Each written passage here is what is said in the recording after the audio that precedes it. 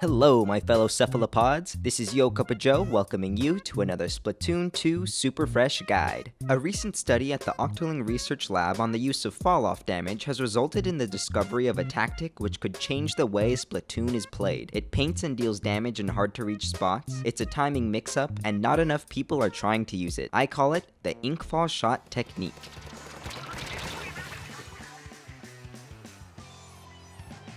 With the updates for Splatoon 2 ending soon, the progression of the competitive metagame will surely come to a halt unless we start putting in the work to push our squids and octos to the limit. Today we're going to shed some light on one of the tactics that will help get us to the year 20XX. 20XX is a hypothetical future year where the competitive metagame has been completely developed. So what is the Inkfall shot? Splatoon 2 is very unique because every attack in the game has a trajectory which ends with the ink hitting the ground. This means that even when shooting into the air, your shots will eventually come back down. Firing at an upward angle like this is what I call an Inkfall shot. With enough practice, you can carefully choose an angle to make your shots land exactly where you want them to. Let's switch to the slosher. I'm sure many are aware of a technique which can be used with this weapon, where you throw one slosh above your enemy's head and the second right at them, so that both sloshes hit at the same time, resulting in an instant death. The same type of attack can actually be performed with any weapon except the chargers and blasters. So what's the point of using a technique like this? Wouldn't it be faster to just shoot directly at your enemy instead of launching shots into the air and waiting for them to come down? If you already have a direct line of sight on your target, then yes, it is faster to just shoot right at them. The key to this technique's offensive power is in the time it takes for the Inkfall shots to land. Have you ever been in a situation where you knew an enemy was about to come around a corner or through a choke point? All you could do is wait for the enemy to reveal themselves, then react and start shooting them, right?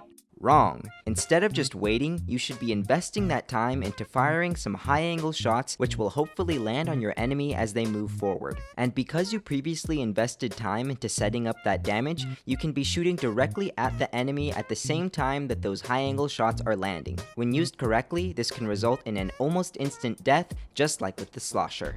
At the end of Smash and Splash 5, one of the analysts mentioned how in the grand finals set, we saw players dealing whatever damage they could even if it wasn't enough to kill, because they knew that the extra bit of damage could end up making a difference. One of the goals with the Inkfall shot is to do more of that. The Inkfall shot allows you to fire potentially meaningful shots in situations where you otherwise could not. Here's another example. Suppose the enemy team is trying to push through this area.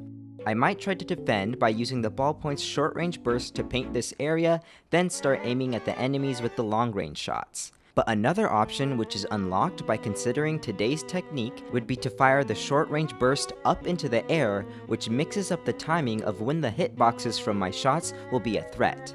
So, with the first strategy, the short-range shots hit the ground very early, and with the second strategy, the shots come down a moment later, which might allow you to deal some damage with the short-range burst that otherwise could not have been dealt. Let's talk about some more applications for this technique.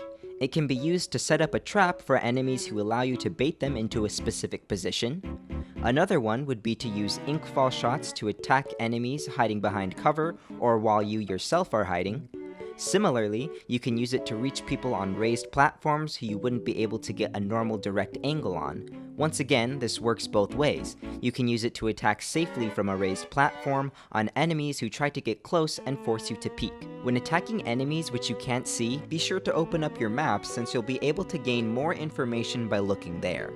Don't forget to also use the Inkfall shot when a teammate accidentally stands in front of you and blocks all your shots. This technique can also be used just to paint. Reach behind a wall or throw some paint above a suction bomb to take back the turf instantly. Oh, and you can, camp super jumps. Great!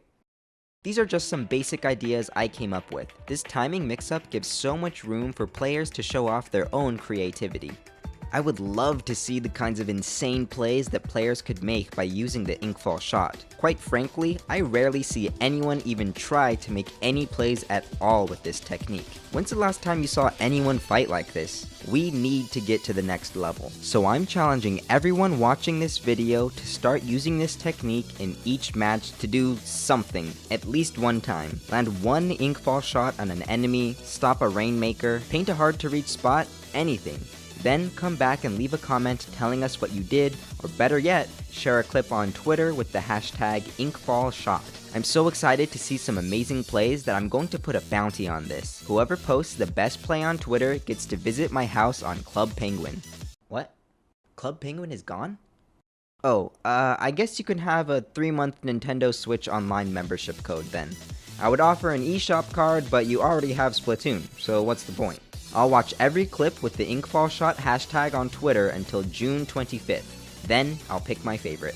It can be pretty difficult to start using this technique in your matches, so I'll tell you what made things easier for me. With your weapon of choice, you should memorize where your shots will land when you point the camera up as high as possible. This way, you'll learn the trajectory for an angle which you can consistently hit. When you are in a position to use an Inkfall shot, all you have to do is place yourself in the correct spot, then flick your reticle up into the sky. It takes a little practice, but eventually muscle memory will kick in and you will be able to flick all the way up and right back down without even looking at your reticle. Instead, you can try to keep your eyes down low to keep track of what's going on the ground. For moving targets, don't forget to track their movement even with your Inkfall shots in order to deal as much damage as possible. The next step is to learn all of the rest of the angles you need to use in order to hit any enemy in any position. There's no way around this one, you'll just have to put some hours in at the testing range, but eventually you will be sniping people from behind cover. I believe Nintendo knew about this kind of technique, and I can prove it by looking at all the ways Nintendo designed around it. Here we are on Port Mackerel. The tops of these boxes were designed with a little awning for some counterplay against Inkfall shots. Look at these structures on Moray Towers. What the heck are these arches for, and what's with the freaking traffic lights? I believe this is all here to block Inkfall shots. Same with the Jumbotron in the middle of Gobi Arena, and this, thing on top of Mako Mart. I find it amazing that Nintendo thought this far ahead and designed some maps to be less dominated by the Inkfall strategy. I also cannot let this video end without mentioning Salmon Run. The entire reason why I made this video was because I saw a few Twitter clips of high-level Salmon Run players using this technique to maximize the amount of damage that can be dealt to boss Salmonids in the short time when their hurt boxes are vulnerable. So thank you Nintendo for giving us Salmon Run, and thank you to all the professionals working for Mr. Grizz for showing us how this game was meant to be played. If you learned something here, don't forget to like and subscribe for more, and please share this video with your competitive Splatoon 2 pals so that we can all take this big step forward together. If you would like to help me with future Octoling Research Lab studies, be sure to join my Discord server so that I may call upon you when the time comes. This has been Yokoba Joe with another Splatoon 2 Superfresh guide. Thanks for watching!